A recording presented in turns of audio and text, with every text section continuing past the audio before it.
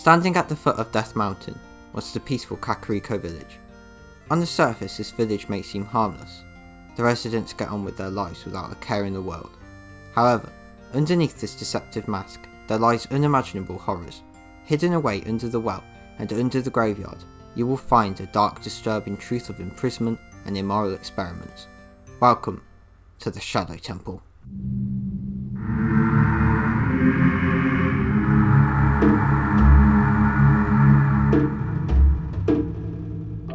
During the Civil War, Kakariko was blocked off from the rest of the world. It was primarily a Sheikah village, a tribe of shadow folk whose goal in life was to act as servants to the goddess Hylia and to also serve the royal family. By the time Ocarina of Time rolls around, they are nearly completely extinct.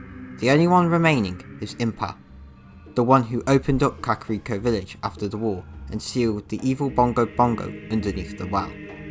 Since the Sheikah were very close to the royal family, they were tasked with imprisoning the enemies of the royal family and their own. Due to this, they constructed the Shadow Temple itself and the catacombs beneath the well, which are likely a part of the Shadow Temple. Here is gathered Hyrule's bloody history of greed and hatred. Here you will find the truth of the Sheikah. Strange undead creatures are found here: ReDeads, Stalfos, Dead Hand, and of course, Bongo Bongo. In its many rooms you will find strange contraptions, including guillotines and torture devices. Nintendo, what the actual hell?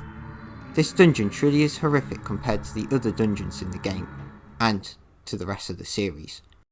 So, why are we talking about the Shadow Temple today? Well, I've got a quick mini theory I've recently thought about. It's a theory about possible experiments the Sheikah performed in Ocarina of Time. Now, this theory is going to include elements from other popular Zelda theories, such as those relating to ReDeads and the nature of the strange green substance found throughout Hyrule.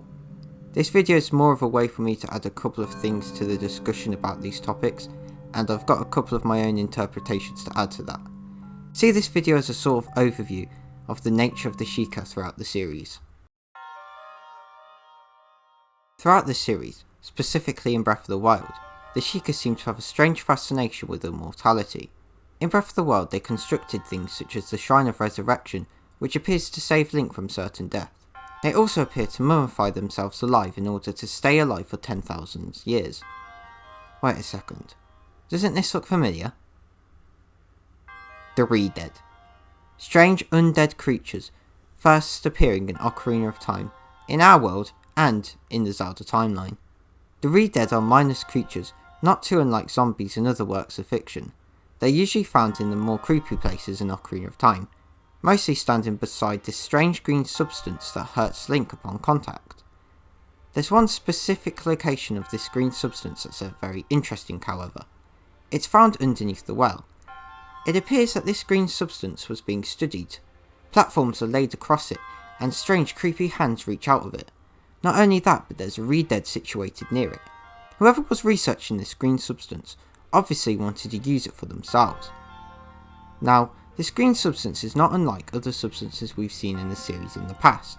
In fact, it's very similar to those we see in Breath of the Wild. The blue energy found in the Sheikah technology, and the red malice. Both of these appear to represent the ideals of wisdom and power respectively, as they share the colour schemes commonly used to portray these ideals in the series. The green substance found in Ocarina of Time is not much different to that. It's green, the colour usually associated with Hyrule, the goddess of courage, also known as the one who created life. If the Sheikah wanted to harness the power of life, wouldn't they want to access something related to Hyrule, the literal goddess of life? Now you may be wondering, how would this substance be formed? Well, I may have an answer to that. What else besides the Shadow Temple and the well is found in Kakariko village? The graveyard, the place where many are finally laid to rest. Isn't it interesting that this substance is found right next to the graveyard? It's almost as if this green substance is some sort of life energy, the last remaining life energy from those buried trapped beneath the ground. This energy could be extremely useful for the Sheikah to research, as it could teach them the secrets about life. Now that we have a basic understanding of what this green substance could be, let's have a closer look at the ReDead. The ReDead are inspired by clay figures known as the Haniwa. The Haniwa were buried with the dead and were believed to have been used as containers for the souls of the deceased. The ReDeads have a certain look to them, as if they were also made out of clay. In fact, in Super Smash Bros. For Wii U and 3DS, there is a trophy description saying that they are actually made out of clay. However, Smash Bros. Isn't canon, so take this with a pinch of salt. But it is still very clear that the ReDeads were most likely man-made, and probably have the souls of the dead living inside them. In fact, it's very likely. However, how do they relate to the Sheikah? Well, for this we're going to have to look across the timelines at the Wind Waker. In the Wind Waker, the ReDead are slightly different. They have Sheikah tattoos and jewellery covering their body. It's very obvious that these ones are related to the Sheikah. Not only that, but these seem more human. They don't wear strange hollow masks, and instead you can actually see their faces and their eyes. It's as though the Sheikah may have improved their methods. Now, they can keep the corpses of those who have died alive. However, their method obviously still needs improvement. They still have their humanity ripped away from them. However, by Breath of the Wild, it seems that they've finally cracked the code. In Breath of the Wild, Link encounters ancient Sheikah monks that appear to have been mummified alive. They are extremely similar to the ReDeads, with one key difference. They've kept their humanity. They've achieved their goal. Let's go back to Ocarina of Time, and let's start looking at the horrific experience the Sheikah would have performed. Back underneath the well, back to the original pool of green energy, we see hands reach out. I believe that these are the hands of those forced to be subject to the Sheikah experiments. These are likely the hands of prisoners from the prison cells above, dropped down and killed for the sake of the Sheikah's experiments. Standing by this pool is a lone ReDead. If the ReDead are really inspired by the Hanawa, then it can be assumed that they act as a vessel for those killed in the green pool, and that's why I believe it's so close to it. Upon dying, the spirit of the unfortunate prisoner latches onto the husk and becomes a ReDead. Yet, that's but one of the many horrific experiments I believe the Sheikah have performed. In order to delve deeper into the world of Sheikah experiments, we must look into the Shadow Temple. We have finally returned to the main topic at hand, the Shadow Temple. Here, we're going to be talking about some experiments and some patterns I've noticed in this temple, boosting the theory that the Sheikah have been experimenting on prisoners. Firstly, the Shadow Temple is completely filled with statues of what appears to be rats. These rats are the ones who seem to be operating the torture and executionary devices. I personally consider these to be hints to a bigger picture in the Shadow Temple. I believe that these rats represent the idea of the lab rat, things that are usually experimented on for scientific gain. Who do I believe the lab rats are in this case? Well, I believe they are the enemies of the royal family brought up at the beginning of this video. But anyway, that's just it for my quick little lab rat section. I just wanted to quickly go through that as I've never seen it brought up before and I thought it was quite interesting. Next, I want to have a look at potential test subjects that we've seen in the games.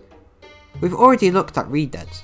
However, we haven't actually found out why they originally acted as Hanawa for souls and weren't just resurrected corpses.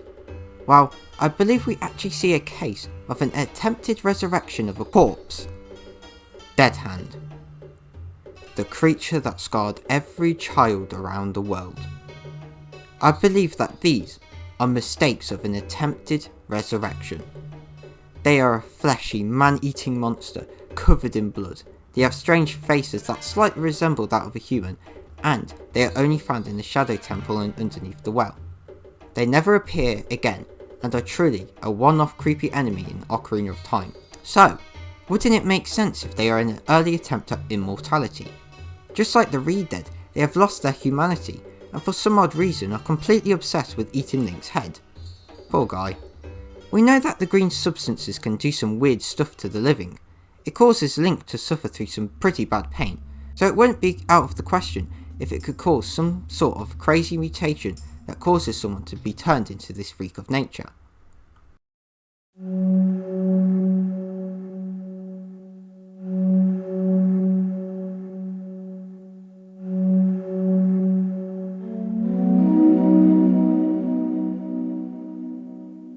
The Sheikah throughout Zelda history have been extremely interested in the nature of immortality.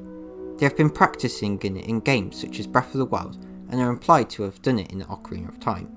Ever since their introduction It feels as though the Sheikah have always had some sort of grand plan that seems to finally come together in Breath of the Wild and possibly its sequel.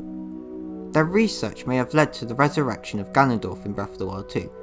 In this upcoming title, Ganondorf appears to have been mummified alive and shares many similarities with the ReDeads of the past. We know that the Yiga are an offshoot of the Sheikah and have been around as far back as the first Calamity. Perhaps the Yiga used this ancient knowledge to try and preserve the life of Ganondorf. The Sheikah's research may have unintentionally led to the destruction of Hyrule as a whole thanks to their attempts to play God. The Shadow Temple is probably now completely destroyed by the events of Breath of the Wild. However, the effects of the Sheikah's dark experiments performed inside can still be felt after tens of thousands of years.